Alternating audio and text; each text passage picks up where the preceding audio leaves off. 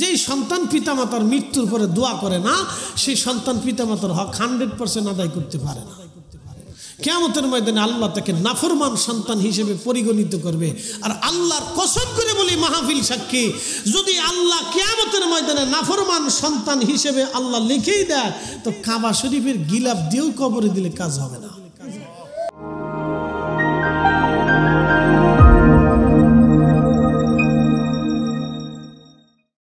আল্লাহর খুশি হয় কে? না না, একসাথে বলেন, কে খুশি হয়? ফেরেশতারা আল্লাহর জিকির, সাহাবীরা আল্লাহর জিকির করতেছিল মাহফিলে।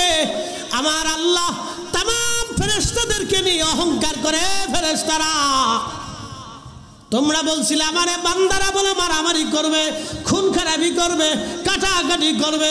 দেখ আমার বান্দারা মজলিস কায়েম করে দলবদ্ধভাবে আমার জিকির করতেছে। একসাথে জোরে বলেন আল্লাহু আকবার। এই জন্য বাড়িতে যদি সম্ভব হয় মিলাদের মাহফিলের ইন্তজাম করবেন। কোনো নিষেধ নেই, কোনো বেদাত নেই। ও সাতার বেদাতের ফতোয়া এক পাশে রেখে দিবেন। হুজুর কেন রাখবো? যদি না রাখেন তাহলে মরহুম পিতামাতার হক আদায় হবে না। কোন বাপের বেটা নাই শাইখুল হাদিস আর শাইখুল মুহাদ্দিসিন, কোন বাপের বেটা বুকে হাত দিয়ে বলতে পারবে না যে বাপ মার হক 100% আদায় করছে। কোন বাপের বেটা নাই।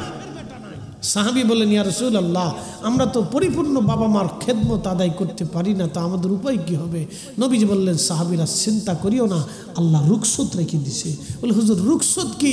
বলে রুখসত হচ্ছে তুমি তোমার পিতা মাতার জন্য অধিক পরিমাণে দোয়া করবা। সুবহানাল্লাহ বলবেন না? কি করতে হবে? দোয়া দোয়া দোয়া করবেন, নামাজের পরে করবেন, বাড়িতে উলামা ইকরাম ডেকে নিয়ে করবেন, কোরআন খতম দিয়ে করবেন, কবর জিয়ারত করে করবেন, মুরব্বীদেরকে কালমা শরীফ পড়ায় করবেন, নারীরা কোরআন শরীফ খতম দিয়ে করবেন, বাড়িতে জিকির মিলাদ মাহফিল দেওয়ায় করাবেন, ইসালে সওয়াব করে করাবেন, ফাতিহা করে করাবেন।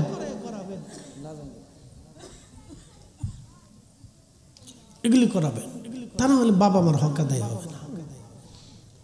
যেই সন্তান পিতামাতার মৃত্যুর পরে দোয়া করে না, সেই সন্তান পিতামাতার হক 100% আদায় করতে পারে না। কিয়ামতের ময়দানে আল্লাহ তাকে নাফরমান সন্তান হিসেবে পরিগণিত করবে। আর আল্লাহর কসম করে বলি, মাহফিল সাক্ষী, যদি আল্লাহ কিয়ামতের ময়দানে নাফরমান সন্তান হিসেবে আল্লাহ লিখেই দেয়, তো কাবা শরীফের গিলাফ দিয়েও কবরে দিলে কাজ হবে না। না, কাজ হবে না। আপনি ঠিক বললেও ঠিক, না ঠিক বললেও ঠিক।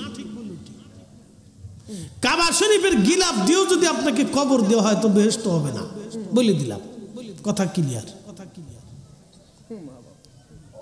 আপনি যত বড় বুজুর্গ হন, 40 বছরে একটানা যদি তাহাজ্জুদ পড়েন, বাবা মা যদি বেজার হয়ে থাকে, আল্লাহর কসম করে বলি তাহাজ্জুদ আপনাকে বেহেশত নিতে পারবে না। হিসাব সহজ। আমি একবারে যা বলতেছি কাট সাপ ক্লিয়ার কথা বলতেছি, কোনো বাকি ঝুঁকি কথা এখানে নাই। 40 বছর যদি একটানা তাহাজ্জুদ হয়ে থাকে আর আব্বা আম্মা যদি বেজার হয়ে থাকে, আল্লাহর কসম করে বলি ওই তাহাজ্জুদ আপনাকে বেহেশত নিতে পারবে না। সে বেহেশত যাবে না। এই জন্য পিতামাতার হক যদি আদায় করতে হয়, দুনিয়াতে পারেন নাই, ভুল হয়ে গেছে, ভুল হতেই পারে, আমারও হতে পারে, আপনারও হতে পারে। নফসের খাইশে পরে, বয়সের তাড়না পরে, এখন 40 আপ হওয়ার পরে যেটা বুঝি, 25 বছর কালে এটা বুঝতাম না। কথা ঠিক আছে না? এখানে বাবাজি উনি যেটা বুঝেন, উনি কিন্তু 25 বছর বয়সে সেটা বুঝেন। এখন বুঝাইয়ের একটা বয়স এসে গেছে। 40 বছর পার হওয়ার পরে মানুষের বুঝ আসতে থাকে, খুব দ্রুত গতিতে আসতে থাকে। এই জন্য 40 বছর আগে মানুষ উৎফুল্লিত থাকে, এটা করব, সেই করব, এই করব, সেই করব, এই করব, সেই করব। 40 যখন পার হয় তখন সে আস্তে করে মাথা নিচু হয়ে যায়, তখন চিন্তা করে বয়স মনে হয় শেষ হয়ে যাচ্ছে। বুঝতে পারছেন? এই জন্য দেখবেন নবী আলাইহিস সালামদেরকে আল্লাহ 40 বছর পরে আল্লাহ কোরআন কিতাব নাজিল করছে তাদেরকে। 40 বছর পর্যন্ত আল্লাহ রসুলকে মক্কার অলিগলি দিয়ে ঘুরাইছে আল্লাহ। তিনি নবী, সৃষ্টির প্রথম থেকে নবী, কিন্তু কোরআন আল্লাহ দেন নাই, 40 বছর বয়সে দিয়েছে।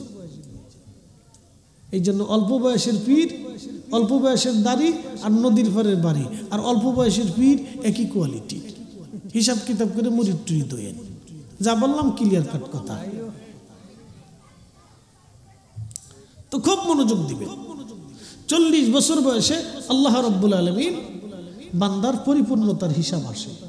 তো 40 পার হয়ে যাওয়ার পরে তখন মানুষের একটা নমনীয়তা আসে, একটা সেন্স আসে, বুদ্ধি জ্ঞান বাড়তে থাকে। আল্লাহ আমাদেরকে বুঝার তৌফিক দিক। সকলে বলেন আমিন। না হয় না আর একটু জোরে বলেন আমিন।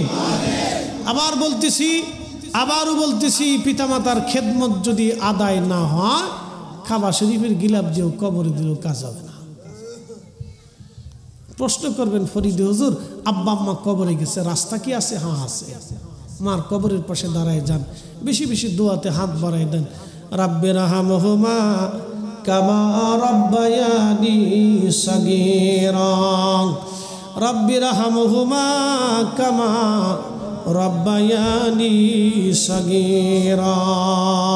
একটু জবান খুলে দেন লা ইলাহা, জোরে লা ইলাহা, ও লা ইলাহা,